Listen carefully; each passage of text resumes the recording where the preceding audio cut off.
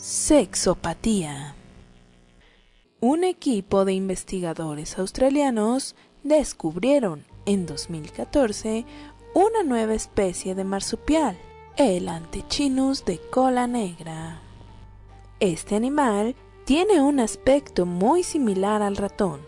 La diferencia está en su pelaje de color anaranjado y sus patas y cola negra.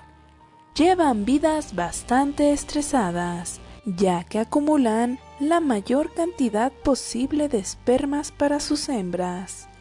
Su periodo de apareamiento dura hasta por 14 horas ininterrumpidas y finalmente los machos mueren por exceso de sexo. Parafilia del canibalismo sexual. Durante el acto sexual, la hembra devora la cabeza de su compañero, comenzando por los ojos. Este proceso puede durar hasta 2 horas con el macho aún vivo. Estudios recientes demuestran que no es una costumbre general en todas las mantis religiosas, ya que en muchos casos el macho termina el acto sexual con todas las partes de su cuerpo intactas.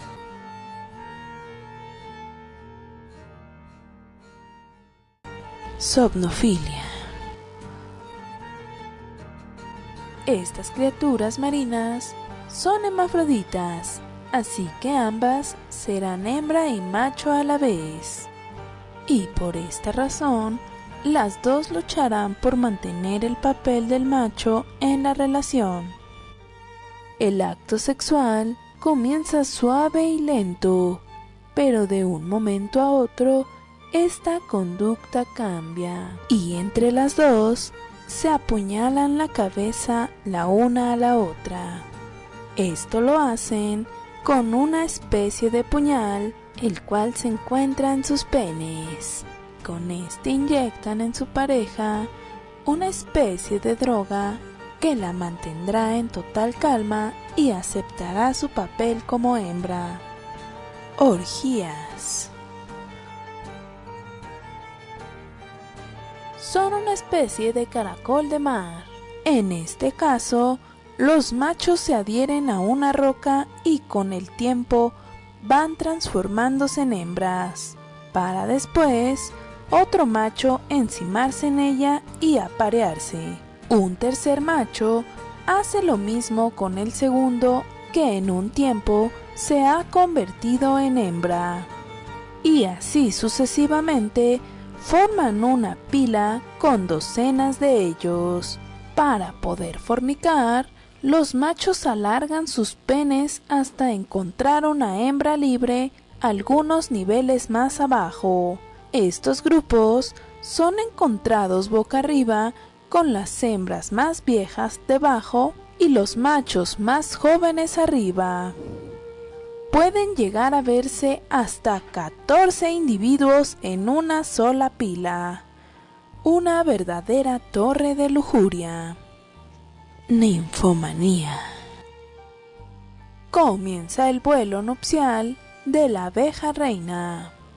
Ella emite sonidos y feromonas que atraerán a los zánganos de las colmenas más cercanas. El macho más fuerte es el que alcanza y fecunda a la reina.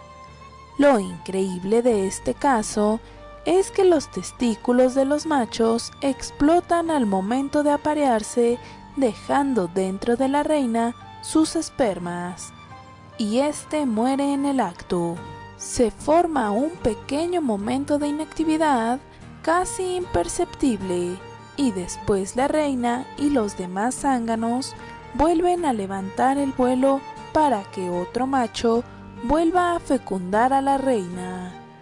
Así repetidamente hasta que la reina se sienta satisfecha con el total de esperma recibido. Al arribar a la colmena, las abejas obreras limpiarán a la reina de los restos de órganos sexuales de sus compañeros. Si te gustó el contenido del video, dale like y suscríbete. Me ayudarías mucho. Hasta pronto.